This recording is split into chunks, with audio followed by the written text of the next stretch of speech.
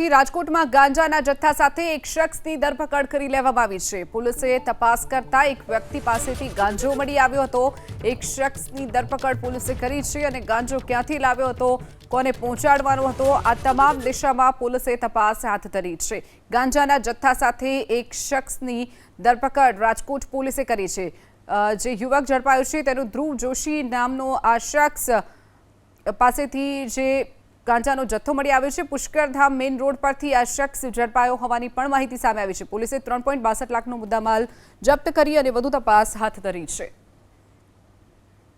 એક શખ્સની ધરપકડ પોલીસે કરી છે અને ગાંજો ક્યાંથી લાવ્યો હતો, કોને પહોંચાડવાનો હતો, આ તમામ દિશામાં પોલીસે તપાસ હાથ ધરી છે। ગાંજાના જથ્થા સાથે એક શખ્સની ધરપકડ રાજકોટ પોલીસે કરી છે।